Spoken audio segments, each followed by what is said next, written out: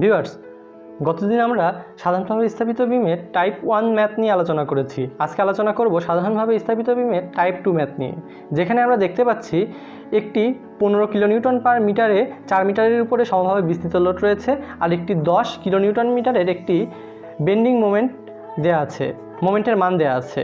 তো বন্ধুরা, এখন এই অঙ্কটা আমরা করব। তো বন্ধুরা, এই অঙ্ক করার আগে আমি আপনাদের বলে রাখি, যারা আমার প্রথম ভিডিও এবং দ্বিতীয় ভিডিও দেখেননি তারা ডেসক্রিপশন বক্সে এই ভিডিওর লিঙ্ক দেওয়া আছে, আপনারা সেখান থেকে যদি ভিডিও দুটি দেখে আসেন তবে আজকের অঙ্কতে আপনাদের অনেক সাহায্য হবে। চলুন এবার অঙ্কটি শুরু করি। এখানে আমাদের দেখতে পাচ্ছি এ এবং বি বিন্দুতে দুটি সাপোর্ট আছে, একটি হিঞ্জ সাপোর্ট, একটি রোলার সাপোর্ট।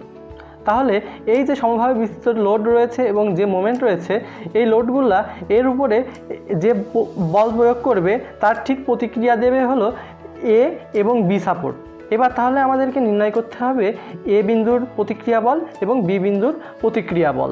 তো বন্ধুরা, এ বিন্দুর প্রতিক্রিয়া বল প্রথমে যদি আমরা বের করতে চাই, তাহলে আমাদেরকে প্রথমে মোমেন্ট এ বিন্দুতে মোমেন্ট শূন্য ধরে বের করতে হবে। তাহলে চলুন শুরু করা যাক। আমরা এ বিন্দুতে মোমেন্ট ধরি, M of A equal to 0। আমরা এ বিন্দুতে মোমেন্ট ধরলাম আর ঘড়ির কাঁটার দিকে মোমেন্টের মানকে পজিটিভ রাখলাম। তাহলে বন্ধুরা, এখানে 15 কিলোনিউটন পার মিটার আছে, এই বলটার মান আমাদের তাহলে নির্ণয় করতে হবে 15 গুণ, তাহলে এই বলটা কাজ করছে এই 4 মিটারের উপরে, যেহেতু পার মিটারে আছে সেহেতু 4 দিয়ে গুণ করলে এই 15 কিলোনিউটন পার মিটার, এই 4 মিটারের উপর মোট কত লোড আছে সেটা আমরা কিন্তু বের করতে পারবো। সেই জন্য 15 গুণ 4 করলাম, এখানে হলো 15 গুণ 4 করার ফলে এই লোডটার মান পেয়ে গেলাম। এবার আমাদেরকে কি করতে হবে, এই লোডটাকে এই বিন্দুতে নিয়ে আসতে হবে। আমরা জানি সমভাবে বিস্তৃত লোড সবসময় মাঝখান দিয়ে আসে, ক্রিয়া করে মাঝ বরাবর। তাহলে 4-এর অর্ধেক বন্ধুরা কত হবে, 2 হবে। তাহলে এই যে 2 দিয়ে গুণ করে দিলাম, আর এটা যেহেতু নিচের দিকে তীর চিহ্ন দেওয়া আছে তাহলে ঘুরে এইদিকে আসবে, সেহেতু এটা পজিটিভ।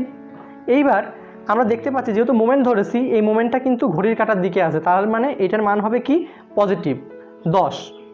এইবার এই বি বিন্দুতে যে প্রতিক্রিয়া বলটা আসছে, এই বি বিন্দুতে যে প্রতিক্রিয়াটা দিবে, এই প্রতিক্রিয়াটা দেখছি তীর চিহ্ন যেহেতু প্রতিক্রিয়া উপরের দিকে দিবে, উপর দিক থেকে তাহলে সে ঘুরে এর কাছে আসবে, তাহলে এটা হলো ঘড়ির কাঁটার বিপরীত দিকে হচ্ছে, সেজন্য এখানে হবে মাইনাস। এটা প্রতিক্রিয়ার নাম দিলাম আরবি, রিয়াকশন অফ বি। এবার দূরত্ব তাহলে কত হবে বন্ধুরা, 4 যোগ 5, 5 আর 4 9 আর 1 10 গুণ 10 ইকুয়াল টু 0। এখান থেকে আমরা আরবির মান বের করতে পারি। এখান থেকে আমরা ক্যালকুলেটারে যদি আরবির মান বের করি দেখি কত হয়, 15 গুণ 4 গুণ 2 যোগ 10 ভাগ 10 হলো 13 কিলোনিউটন। তাহলে আরবির মান বের হলো বন্ধুরা 13 কিলোনিউটন। এবার আমরা এখান থেকে যদি আর এর মান বের করতে চাই তাহলে এটা খুবই সোজা। এখানে আমি summation of vertical force equal to যদি 0 ধরে নিই, আর উপরের দিকের মানগুলোকে আমি যদি পজিটিভ ধরি, তাহলে আমরা কিভাবে আর এর মানটা বের করব। এখন দেখছি আর এটা উপরের দিকে ক্রিয়া করছে, আর বিটাও উপরের দিকে ক্রিয়া করছে, তাই এরা দুইজন পজিটিভ। কিন্তু 15 কিলোনিউটন যে মিটার যে লোডটা আছে এটা কিন্তু নিচের দিকে ক্রিয়া করছে, সেই জন্য এটা মাইনাস। আর এই লোডটার সম্পূর্ণ মান বের করতে গেলে কী করতে হবে, 15 গুণ এটা যতটুকুর উপর ক্রিয়া করছে সেই মানটা দিয়ে গুণ করলে লোডটার মান বের হয়ে গেল, এই যে 0। এখানে শুধু আমরা ভার্টিক্যাল ফোর্সের মান 0 ধরছি বলে শুধু কিন্তু আমরা ফোর্সের মানগুলোই নিলাম, এটা কিন্তু মোমেন্ট, সেজন্য এখানে এটা গণনা করা হবে না। এবার আমরা এখান থেকে খুব সহজেই আর এর মানটা বের করে ফেলতে পারি। এখান থেকে যদি আমরা ক্যালকুলেটারে এই মানটা বসাই তাহলে কি হয় দেখি। এখানে আরবির মানটা, এই আরবির মানটা 13 দেওয়া আছে, 13 আর হচ্ছে এই যে এটা মাইনাস 15 গুণ 4 করলে আসছে দেখুন বন্ধুরা মাইনাস 47। এই মাইনাসটা যদি আমরা সমান সমানের এ পাশে নিয়ে যাই তাহলে 47 কিলোনিউটন হয়ে যাচ্ছে। এইবার আমরা কিন্তু এ বিন্দুর রিয়াকশন ফোর্সের মান আর বি বিন্দুর রিয়াকশন ফোর্সের মান আমরা বের করে নিয়েছি। এবার আমাদের share force bending moment diagram অঙ্কনের পালা। তাহলে বন্ধুরা চলুন আমরা share force bending moment diagram অঙ্কন করে ফেলি। আমরা মাঝ বরাবর দাগ টেনে নিই। এবার শেয়ার ফোর্স ডায়াগ্রাম অঙ্কনের জন্য আমাদের একটা নিউট্রাল এক্সিস বা রেফারেন্স এক্সিস দরকার, যেটাকে আমরা 0 0 দিয়ে প্রকাশ করব। এইবার আমরা দেখতে পাচ্ছি এখানে এ প্রতিক্রিয়াটা উপরের দিকে যাচ্ছে, তো এর প্রতিক্রিয়া উপরের দিকে গেলে এর মান অবশ্যই শেয়ার ফোর্সের মান অবশ্যই উপরের দিকে যাবে। তাহলে এর মান হয়েছে 47। তাহলে এখান থেকে আমরা ধরে নিলাম এইটুকু পর্যন্ত 47 কিলো নিউটন। এখানে আমরা মানটা বসাই দিই 47 কিলো নিউটন। এইবার এখানে কিন্তু আর কোনো লোড শূন্য আমরা বলতে পারবো না, কারণ এখান থেকে এই যে 4 মিটারের পর্যন্ত একটি সমভাবে বিস্তৃত লোড আছে। তাহলে এই যে 47টা আমরা ক্যালকুলেটারে তুললাম, এইবার এখান থেকে মাইনাস করে দিলাম, যেহেতু এই যে সমভাবে বিস্তৃত লোডটা নিচের দিকে ক্রিয়া করছে সেই জন্য এটা মাইনাস হবে। এইবার এই 15 গুণ 4 করলাম, করলে দেখা যাচ্ছে যে -13 আসছে। তার মানে এখানে শেয়ার ফোর্সের মানটা কী হয়ে গেল, চিহ্ন পরিবর্তন করে -13তে চলে গেল। তাহলে এখান থেকে আমরা ক্যালকুলেটরে এখান থেকে একটু 47 যেহেতু ধরেছি, তার থেকে একটু কমে আমাদেরকে কী করতে হবে, 13 ধরতে হবে। এই যে সেই জন্য শেয়ার ফোর্স কিন্তু এই বিন্দুতে এসে চিহ্ন পরিবর্তন করলো, আর -13-র কারণে এটা নিচে চলে গেল 13 কিলো নিউটন। সেজন্য এখানে কোনো মাইনাস লেখা লাগবে না। এইবার এই বিন্দুতে যেহেতু শেয়ার ফোর্স চিহ্ন পরিবর্তন করলো, সেহেতু এটাকে কিন্তু আমরা বলছি ডেঞ্জারাস সেকশন। এখানে কিন্তু আমরা একটা ডেঞ্জারাস সেকশন পেলাম। আচ্ছা, তাহলে আমরা যদি এখানে ধরি এইটুককে দূরত্বকে আমরা যদি ধরি x, আর এটা যদি 4 মিটার, যেহেতু এই দূরত্বটা বের করতে গেলে লিখব 4 - x। এই x দূরত্ব আর এই 4 - x এই দূরত্বটুকু বের করার একটি নিয়ম আছে। আমরা শেয়ার ফোর্স ডায়াগ্রামটা অঙ্কন করে এই দূরত্বটা বের করা শেখাবো আপনাদেরকে। যেহেতু এখানে লোড শূন্য অবস্থা নির্দেশ করছে, সেহেতু এখান থেকে শেয়ার ফোর্স ডায়াগ্রামে আনুভূমিক একটি রেখা অঙ্কিত হবে। এখানেও যেহেতু কোনো লোড নেই, এখানেও কিন্তু কোনো লোড নেই, সেই জন্য এই পর্যন্ত সম্পূর্ণ আনুভূমিক একটি রেখা চলে গেল। এইবার এখানে আমরা ক্যালকুলেটারে কিন্তু আমাদের ছিল কত, -13 কিলো নিউটন ছিল। এবার এটা আরবি এর যে প্রতিক্রিয়া বল সেটা আমরা পেয়েছিলাম হলো শুধু 13 কিলো নিউটন। তাহলে উপরের দিকে যেহেতু উঠছে সেহেতু +13 হয়ে গেল 0। তার মানে কিন্তু আমাদের শেয়ার ফোর্সটা কিন্তু মিলে গেল। তাহলে নিচের দিকে শেয়ার ফোর্সের মান হলো নেগেটিভ, উপরের দিকে হলো পজিটিভ। এইবার মেন কথা হলো যে এখানে আমাদের এই দূরত্বটা বের করতে হবে। এই দূরত্ব বের করার কয়েকটি সূত্র আছে, তার মধ্যে আমি 2টা সহজ প্রক্রিয়া সম্পর্কে আলোচনা করব। প্রথম প্রক্রিয়া, এটা খুবই সহজ। এখানে যে 47 কিলো নিউটন যে লোডটা আমরা পেলাম, প্রথমে আমরা x এর মানটা বের করতে গেলে এই 47কে এর উপরে যে সমভাবে বিস্তৃত লোডের মান দেওয়া আছে 15, এটা দিয়ে ভাগ করলেই কিন্তু আমরা এই x এর মানটা পেয়ে যাব। তো ভাগ করে দেখি, 47/15, এই মানটা বের হলো 3.13। এবার আমরা এখান থেকে এইটুকু 4 - x, এখান থেকে অবশ্যই আমরা এই দূরত্বটা বের করে নিতে পারি 4 - 3.13। তাহলে এটা করলে আমরা পাবো 4 - 3.13 হলো 0.87 মিটার।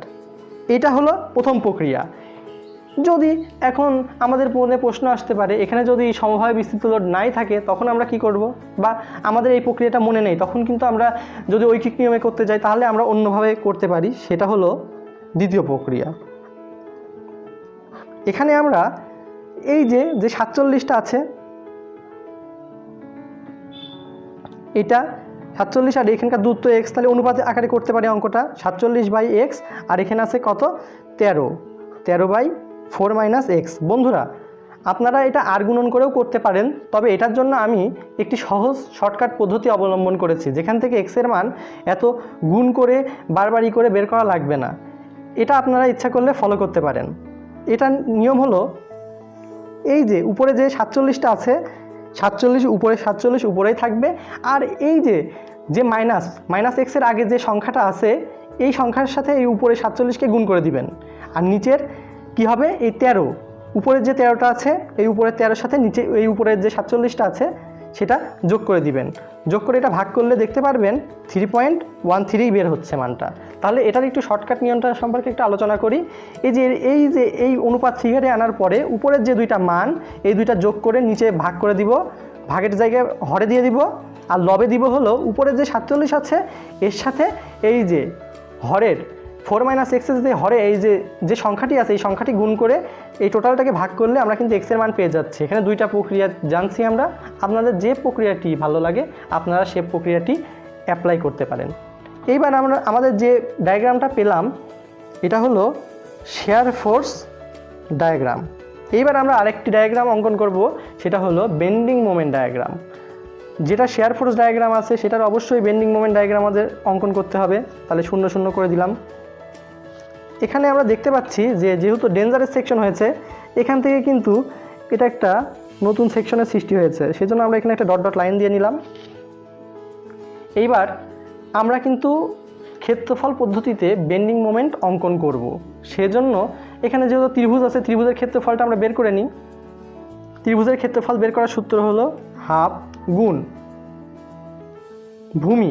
এখানে ভূমি মানে এই যে এক্স আছে, এক্সের মানটা আমরা পেয়েছি 3.13 গুণ উচ্চতা আমরা 47 ধরি, এই যে 47 গুণ করলে হচ্ছে 73.55। আমরা অ্যান্সারটা পেলাম হলো 73.55। তাহলে এটা যেহেতু হেলানো রেখা আছে, তাহলে এটা 1 ডিগ্রি কার্ভ হয়ে যাবে। এই যে এটা হলো 73.55 কিলোনিউটন মিটার। এইবার যেহেতু 73.55 কিলোনিউটন আমরা পেয়েছি, এইবার দেখতে পাচ্ছি এই ত্রিভুজটা হচ্ছে উপরে আছে। এবার তারপরের যে ত্রিভুজটা আছে সেটা কিন্তু নিচে, তাহলে এটা যেহেতু শেয়ার ফোর্স লাইনের নিচে আছে সেহেতু এখানে একটা আমরা মাইনাস চিহ্ন দিয়ে দিলাম। এইবার এটাও একটা ত্রিভুজ, তাহলে হাফ গুণ এখানে ভূমির মান হলো পেয়েছি 0.87 গুণ উচ্চতার মানটা হলো এই যে নিচে আছে 13, এই যে সেই হলো 13। এবার আমরা সমান সমান দিলাম, এখানে দেখতে পাচ্ছি মানটা পেলাম 67.9। তাহলে এখান থেকে এই মানটা হলো 67.9, এখান থেকে একটু কমে গেল। তাহলে এটাকে আমরা এই যে এটাও 1 ডিগ্রি কার্ভ হয়ে গেল, এটাকে আমরা দিচ্ছি 67.9 কিলোনিউটন মিটার। এইবার এখানে কিন্তু আমরা দেখতে পাচ্ছি এই মাঝখানে যে সেকশনটা এটা কিন্তু একটা আয়তক্ষেত্রের সৃষ্টি করেছে, তাহলে এটা মাইনাস আছে নিচে, সেই জন্য আমরা এখানে একটা মাইনাস চিহ্ন দিয়ে দিলাম। এবার এখানে হচ্ছে আয়তক্ষেত্রের দৈর্ঘ্য কত 5 মিটার আর প্রস্থ হলো 13 মিটার, তাহলে 5 গুণ 13